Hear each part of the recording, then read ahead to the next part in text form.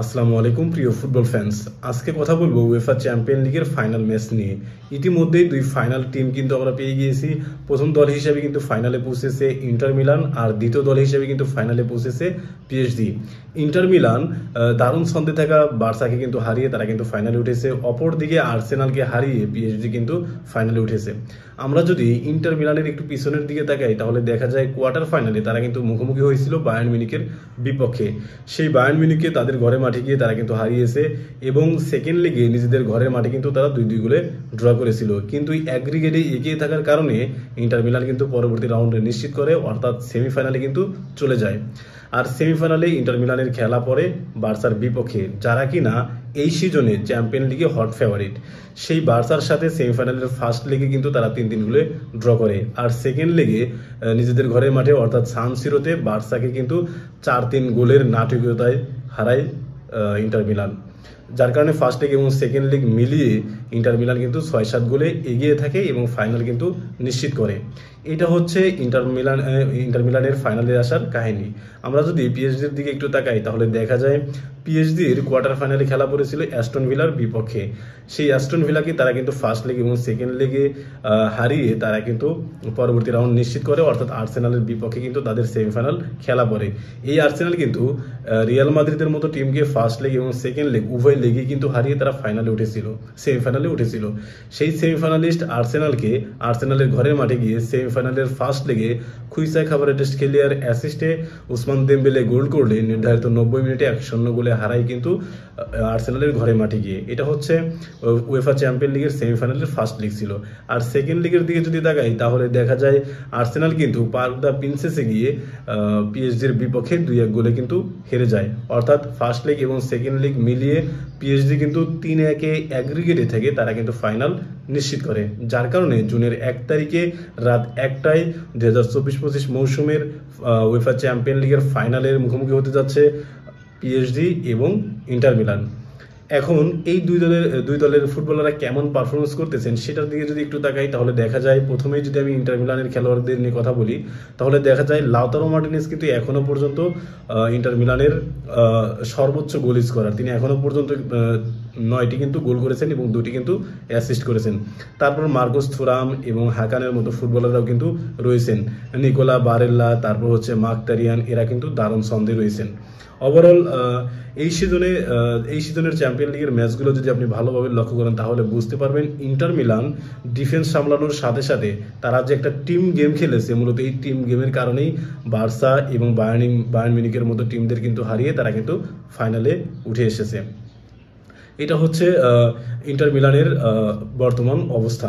আমরা যদি পিএসজির দিকে একটু তাকাই তাহলে দেখা যায় পিএসজির হয়ে সেরা ছন্দে রয়েছেন কিন্তু পিএসজির নাম্বার 10 উসমান দেমবেলে। তিনি কিন্তু ইতিমধ্যেই 8টি গোল এবং 4টি কিন্তু অ্যাসিস্ট করেছেন। তারপর হচ্ছে তাদের লেফট ব্যাক এবং রাইট ব্যাক আশরাফ হাকিমি এবং নুনো মেন্ডিস, তারা দুজনই কিন্তু অসাধারণ ছন্দে রয়েছেন। এখনো পর্যন্ত কিন্তু পিএসজি 33টা গোল করেছে, আর এই 33টা গোলের মধ্য থেকে এই লেফট ব্যাক নুনো মেন্ডিস এবং রাইট ব্যাক আশরাফ হাকিমি এই দুজন মিলে কিন্তু সরাসরি 13 গোলের সাথে অবদান রেখেছেন। নুনো মেন্ডিস কিন্তু 4টা গোল করেছেন, অ্যাস্টন ভিলার সাথে হোম এবং অ্যাওয়েতে 2টাই কিন্তু গোল করেছিলেন এই নুনো মেন্ডিস। তারপর হচ্ছে আশরাফ হাকিমি তো আর্সেনালের বিপক্ষে গোল করলেন, তিনি এখনো পর্যন্ত এই উয়েফা চ্যাম্পিয়ন লিগে 3টা কিন্তু গোল করেছেন আর 5টা কিন্তু অ্যাসিস্ট করেছেন। দেখেন লেফট ব্যাক এবং রাইট ব্যাক থেকে শুরু করে পিএসজির ফুটবলাররা কি লেভেলের ছন্দে রয়েছেন। আপনি যদি বিথিনার কথা চিন্তা করেন, বিথিনা কিন্তু সেন্ট্রাল মিডফিল্ডে খেলে থাকেন, একদম বক্স টু বক্স একজন সেন্ট্রাল মিডফিল্ডার। তিনি সব জায়গায় কিন্তু পদচারণা করেছেন এই উয়েফা চ্যাম্পিয়ন লিগে। আপনি যদি লেফট মিডের দিকে তাকান, ফাবিয়ান রুইস তিনিও কিন্তু দারুণ ছন্দে রয়েছেন। ফাবিয়ান রুইস তো আর্সেনালের বিপক্ষে আউটসাইড অফ ডি বক্স থেকে দারুণ একটা গোল করলেন। তারপর হচ্ছে জোয়াও নেভেস, তিনিও দারুণ ফুটবল খেলে যাচ্ছেন। তারপর হচ্ছে বারকোলা রাইট উইংয়ে, তিনিও দারুণ ছন্দে রয়েছেন। তারপর হচ্ছে খুইসা খাবারেটেস্ট খেলিয়া, তিনি কিন্তু তার যে স্পিড সেই স্পিডে কিন্তু বারবার প্রতিপক্ষের ডিফেন্স লাইন ব্রেক করার জন্য অনেক চেষ্টাই করে থাকেন এবং সফলও হন। তারপর হচ্ছে উসমান দেমবেলে, ওসমান দেমবেলে কিন্তু কি লেভেলের ছন্দে রয়েছেন বার্সেলোনা থেকে পিএসজিতে জয়েন করার পর থেকেই আমরা কিন্তু সবাই জানি। তিনি ইতিমধ্যেই লিগেও কিন্তু দারুণ ছন্দে রয়েছেন এবং চ্যাম্পিয়ন লিগেও কিন্তু ব্যালন ডিওর জয়ের অন্যতম সেরা দাবিদার হবে যদি চ্যাম্পিয়ন লিগ তারা জিততে পারে। তাই আমার কাছে মনে হচ্ছে ওভারঅল চিন্তা ভাবনা করলে আমার কাছে মনে হয় যে ফাইনালে অবশ্যই পিএসজি কিছুটা হলেও এগিয়ে থাকবে। তবে ইন্টার মিলানের যে ডিফেন্স লাইন, এই ডিফেন্স লাইন ব্রেক করাটাও কিন্তু পিএসজির জন্য খুব জটিল এবং কঠিন হবে। আমরা যদি একটু পরিসংখ্যানের দিকে তাকাই তাহলে দেখা যায় দুই দল সর্বশেষ 5 বারের দেখায় পিএসজি কিন্তু 3 বার জিতেছে, অপর দিকে ইন্টার মিলান কিন্তু 2 বার জিতেছে। এই 5 ম্যাচে পিএসজি গোল করেছে 7টি, অপর দিকে ইন্টার মিলান গোল করেছে 4টি। হেড টু হেডের দিকেও কিন্তু পিএসজি কিছুটা হলেও এগিয়ে রয়েছে। এখন এই ম্যাচে কোন টিম জয় হবে বলে আপনি মনে করেন সেটা কিন্তু অবশ্যই কমেন্ট বক্সে জানাতে পারেন, নাকি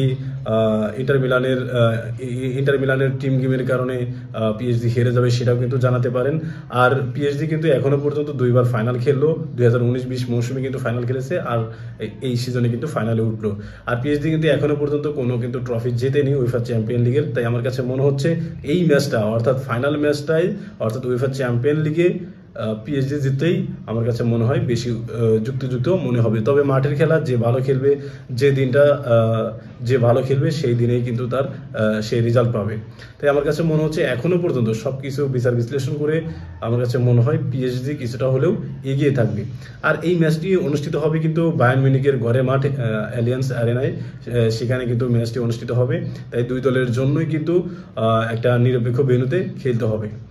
এই ম্যাচ নিয়ে আপনার প্রেডিকশন কি হতে পারে সেটা কিন্তু অবশ্যই কমেন্ট বক্সে জানাতে পারেন। আর এই ম্যাচে কে গোল করতে পারে, বা এই ম্যাচে যে গোল করবে, লাউতারো মার্টিনেজ গোল করুক বা ওসমান দেমবেলে গোল করুক, যেই গোল করুক তারই কিন্তু ব্যালন ডিওর জয়ের শুভ সম্ভাবনা থাকবে। তাই দুই দলের জন্যই এই ম্যাচটা খুবই গুরুত্বপূর্ণ, পিএসজির জন্য আরও বেশি গুরুত্বপূর্ণ। এই ম্যাচ নিয়ে আপনার প্রেডিকশন অবশ্যই জানাতে পারেন। ধন্যবাদ।